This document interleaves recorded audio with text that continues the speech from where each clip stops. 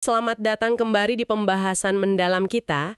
Hari ini kita akan langsung masuk ke bab 13 dari sumber yang Anda berikan, The Happiness Files, Insight. Topiknya ini, wah, relevan banget buat banyak orang.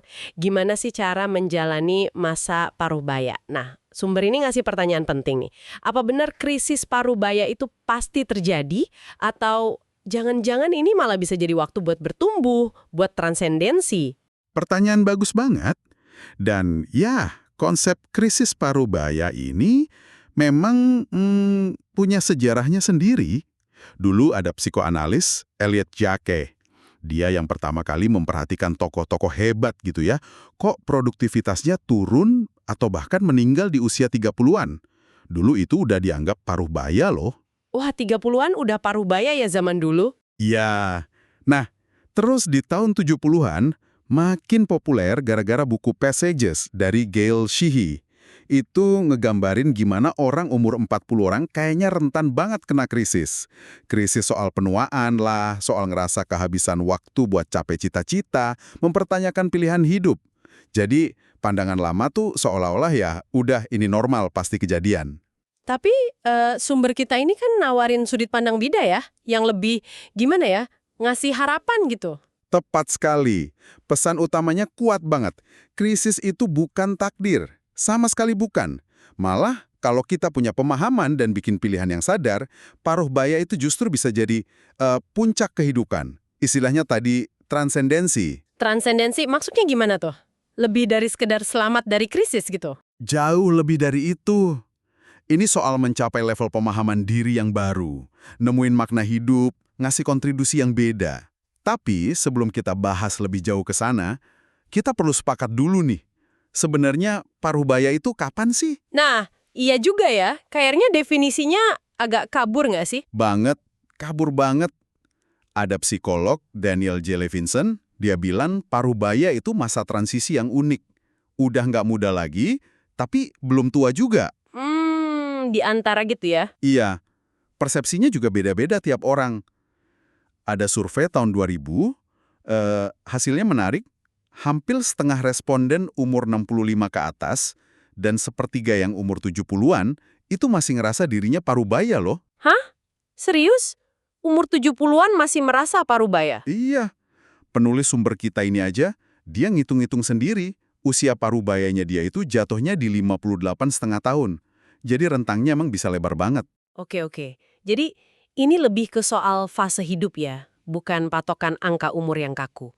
Tapi fase ini, ya harus diakui, seringnya datang barang tantangan-tantangan khas juga kan? Sumber ini nyebut fenomena sandwiching. Ah iya, sandwich generation. Kejepit gitu ya? Kejepit antara ngurus anak yang mungkin masih butuh perhatian, tapi di sisi lain juga harus merawat orang tua yang udah menua. Betul. Dan itu bebannya nggak main-main loh. Ada data tuh, rata-rata orang dewasa bisa habis 2,5 jam sehari buat ngurus keluarga dan itu tanpa dibayar. Wah, lumayan juga ya waktunya. Banget. Itu nguras waktu, nguras energi. Belum lagi, ada pergeseran di dalam diri kita juga kan. Misalnya, beberapa kemampuan yang dulu kita andelin pas muda, kayak kecepatan fisik, atau mikir cepet gitu, ya secara alami mulai berubah lah sekitar umur 40-an. Nah, kayaknya kalau kita fokusnya ke penurunan ini terus, itu yang bisa jadi bibit krisis ya. Ngerasa ada yang hilang, ada yang kurang. Tepat. Itu dia intinya. Dan disinilah kerennya bab 13 ini. Sumber Anda ini menekankan di tengah semua tantangan itu, ada dua pilihan fundamental. Dua pilihan ini yang bisa mengubah total cara kita mengalami parubaya. Kunci buat pindah dari potensi krisis ke arah pertumbuhan dan transendensi tadi. Dua pilihan kunci. Nah, ini penting banget nih buat kita kupas. Oke, pilihan pertama apa tuh? Pilihan pertama itu soal fokus kita. Pilihannya adalah mau fokus ke apa yang didapat dari bertambahnya usia, ini namanya generativitas. Atau malah meratapi apa yang hilang, ini namanya stagnasi. Ini ngambil dari kerangka psikolog Erik Erikson soal tahapan hidup. Nah, di parubaya, kita tuh kayak di persimpangan jalan antara dua ini. Generativitas lawan stagnasi. Bisa dijelasin bedanya apa kok kedengerannya kayak, optimis lawan pesimis gitu ya? Lebih dalam dari itu sih, stagnasi itu terjadi kalau kita secara aktif ngelawan kenyataan penuaan. Misalnya, mati-matian pengen kelihatan muda terus, atau nggak mau ngakuin kalau kemampuan kita itu berubah. Ada yang turun, Tapi ada juga loh yang baru muncul atau malah makin kuat. Nah, perlawanan ini, nolak buat adaptasi, itu yang bikin kita ngerasa mandek, ngerasa krisis. Oke, berarti generativitas itu kebalikannya ya? Menerima terus merangkul perubahan itu. Betul, generativitas itu lahir dari penerimaan usia. Dan yang lebih penting lagi, kita mulai kenal dan pakai kemampuan baru yang justru matangnya pas paruh baya. Seringnya malah makin kuat di usia 50-an, 60-an. Contoh paling jelas itu apa yang disebut kecerdasan terkristalisasi atau crystallized intelligence. Kecerdasan terkristalisasi, ini bukan soal IQ atau mikir cepat kayak tadi ya berarti. Bukan soal kecepatan, tapi lebih ke kedalaman dan koneksi. Jadi ini kemampuan buat ngeliat pola-pola besar dari semua pengalaman hidup yang udah kita kumpulin. Kemampuan buat ngajar, ngebimbing orang lain, ngejelasin ide yang rumit biar gampang dimengerti. Oh, jadi kayak kebijaksanaan gitu ya? Kemampuan sintesis. Bisa dibilang gitu. Kemampuan sintesis, ngasih nasihat yang bijak, ini tuh aset uniknya orang Parubaya. Jadi pilihan pertama itu adalah secara sadar, arahin fokus kita ke kekuatan baru ini. Ke kontribusi apa yang masih bisa kita kasih, generativitas. Jangan malah kejebak nyeselin yang udah lewat, stagnasi. Ini bukan pasrah loh ya, tapi mindahin energi ke potensi yang justru lagi mekar. Oke, saya nangkep. Jadi ini soal ganti kacamata, kita ngelihat diri sendiri dan kontribusi kita seiring umur nambah. Fokus ke apa yang berkembang, bukan cuma apa yang berubah. Sip, itu pilihan pertama. Terus pilihan kedua yang krusial apa? Pilihan kedua ini menyangkut strategi hidup kita secara umum. Pilihannya adalah pilih pengurangan subtraction. Jangan malah terus-terusan nambahin addition. Sumbering ini pakai analogi yang bagus banget. Coba bayangin, awal masa dewasa itu kayak kita ngelukis di kanvas kosong. Oke, kanvas kosong. Sukses itu artinya nambahin sesuatu di kanvas itu. Nambah penghasilan, nambah tanggung jawab, nambah teman, nambah barang. Pokoknya kita isi terus kanvasnya. Iya, benar. Kayaknya itu mode standar kita ya di umur 20-an, 30-an, ngebangun, ngumpulin. Nah, persis. Tapi, kata sumber ini, pas kita masuk paruh baya, kanvas itu seringnya udah penuh banget, udah sesak. Kalau kita masih maksa nambah golesan baru terus, proyek baru lagi, komitmen lagi, kesibukan lagi, itu malah bisa ngerusak lukisannya. Kanvasnya jadi terlalu rame, bikin capek ngelihatnya. Wah, ini relate banget sih. Kerasa kayak gitu kadang. Nah, ini ngejelasin kenapa banyak banget keluhan orang paruh baya itu soal rasa kewalahan, kebanyakan tuntutan, energi rasanya kurang, kerjaan kok makin rumit, tidurnya kurang. Benar banget. Rasanya kayak lari di treadmill yang kecepatannya nambah terus.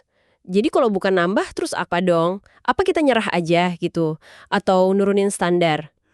Bukan nyerah, tapi ganti medium seni Anda. Gitu katanya. Kalau dulu ngelukis, nambah, sekarang waktunya jadi pematung. Jadi pematung? Maksudnya? Seni memahat itu kan intinya mengurangi ya kan? Kita kikis bongkahan batu gede buat nemuin bentuk inti yang bagus di dalamnya. Ini soal selektif, memilih mana yang penting, mana yang enggak. Mengurangi. Kedengarannya bagus sih teorinya. Tapi praktiknya pasti susah banget. Kita kan udah punya tanggung jawab kerjaan, keluarga, terus masyarakat juga seringnya masih ngukur sukses itu dari punya lebih banyak. Susah banget malah. Dan sumber ini ngakuin itu kok ada dua penghalang utamanya. Pertama ya tanggung jawab beneran yang nggak bisa kita tinggal gitu aja. Kedua, matematika sukses dari masa muda yang udah nempel banget di kepala. Lebih banyak sama dengan lebih baik. Nah, matematika ini, kata sumbernya, perlu diupdate pas paruh baya. Kuncinya adalah mulai proses pengurangan secara sadar, tapi fokus ke area-area yang sifatnya sukarela. Komitmen sukarela, contohnya kayak gimana tuh? Wah, bisa macam-macam. Mungkin proyek sampingan yang sebenarnya nggak sepenting itu buat kita. Atau peran di organisasi yang sebetulnya bisa kok didelegasiin ke orang lain. Atau mungkin pertemuan sosial yang cuma ngabisin energi tapi nggak ngasih nilai tambah apa-apa. Bahkan bisa jadi kebiasaan ngecek email atau medsos non-stop tanpa tujuan jelas. Intinya, identifikasi beban yang sebenarnya kita pilih sendiri buat kita pikul, terus mulai coba lepasin satu-satu. Tujuannya bukan buat jadi males ya berarti, tapi lebih buat nyiptain ruang. Tepat sekali. Nyiptain ruang. Ruang mental, ruang waktu, ruang buat mikir lebih jernih. Ruang buat baca buku atau belajar hal baru yang benar-benar kita minati. ruang buat koneksi yang lebih berkualitas sama orang-orang tersayang, atau ruang buat refleksi diri, spiritual gitu. Sumber ini nyebutnya ruang untuk merekayasa ulang diri Anda. Buat apa? Ya buat nyiapin paruh kedua kehidupan yang lebih bermakna. Ini kerja aktif loh, bukan pasif. Wah, pergeseran dari mentalitas nambah ke ngurangin ini benar-benar kayak revolusi pribadi ya rasanya. Sumber ini memang nyebut ada inisiatif kayak Modern Elder Academy atau program di Harvard gitu ya. Tapi pada akhirnya tetap balik ke pilihan kita masing-masing kan? Nggak ada lembaga yang bisa ngerjain ini buat kita. Betul, program-program itu bisa banget ngasih inspirasi, ngasih alat bantu, atau komunitas yang saling dukung. Itu berharga banget.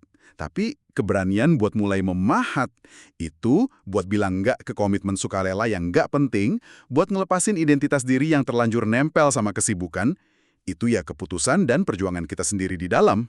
Oke, jadi dua pilihan kunci udah kita bahas nih. Fokus ke generativitas, terus praktekkan pengurangan. Nah sekarang, kita coba lihat realitanya deh. Seberapa umum sih sebenarnya krisis parubaya ini kejadian?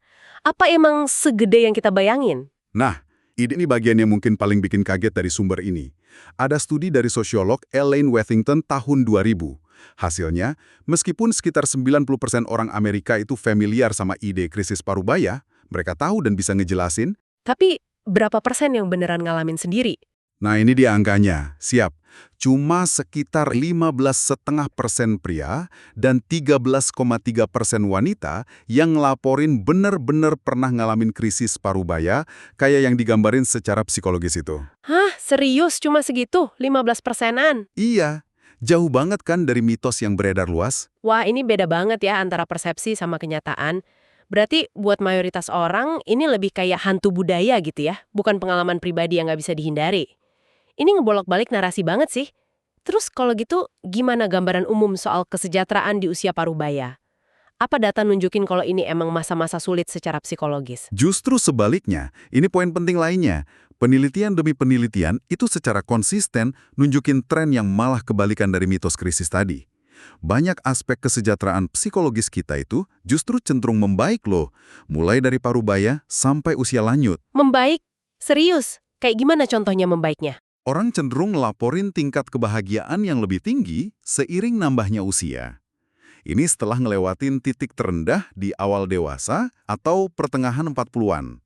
Ada istilahnya kurva U kebahagiaan. Selain itu, rata-rata nih ya, orang jadi lebih stabil emosinya, neurotisisme turun, terus lebih gampang bergaul dan kerjasama, agreeableness naik, jadi lebih bertanggung jawab juga, conscientiousness naik.